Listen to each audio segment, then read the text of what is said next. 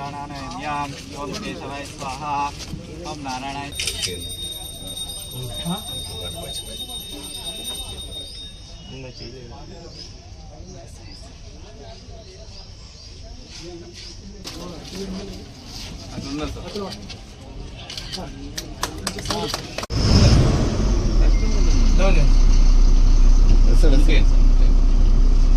మొత్తంగా సార్ కొద్దిగా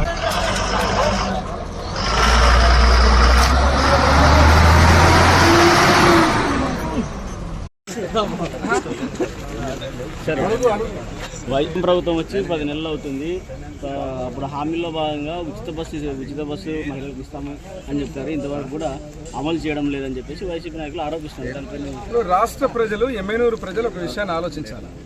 నిన్ననే మీరు చూశారు, యువతకు సంబంధించినటువంటి 16,347 పోస్టులతోటి mega DSC notification Lokesh Babu గారు ముఖ్యమంత్రి వర్గ నాయకత్వంలో, డిప్యూటీ సీఎం పవన్ కళ్యాణ్ గారి నాయకత్వంలో ఈ రాష్ట్రంలో ఇవ్వడం జరిగింది. నేను ఈ సందర్భంగా ఆ విషయాన్ని ఎందుకు గుర్తు చేస్తున్నా అంటే, గత ప్రభుత్వం జగన్మోహన్ రెడ్డి ముఖ్యమంత్రిగా 6,000 పోస్టులు ఇస్తానని చెప్పి 5 ఏళ్ళు కాలం గడిపి ఒక్క డిఎస్సి కూడా ఇవ్వకుండా, ఒక్క కార్యక్రమం కూడా చేయకుండా కాలయాపన చేసి ఈరోజు దశల వారీగా ప్రభుత్వం ఏదైతే కూటమి ప్రభుత్వం చెప్పిన హామీలన్నీ కూడా నెరవేరుస్తూ ఒకటి తర్వాత ఒకటి పోతూ ఉంటే, మీరు చేసిన విధ్వంసం అదే రకంగా దాన్ని కోలుకొని ఆర్థిక కష్టాలను కూడా ఆర్థిక సంపదను సృష్టిస్తూ ప్రతి ఒక్క హామీని ఈరోజు నెరవేర్చుకుంటూ వస్తుంటే తగుదునమ్మా అని చెప్పి ఇట్లా మాటలు మాట్లాడితే ప్రజలు వినడానికి సిద్ధంగా లేరు.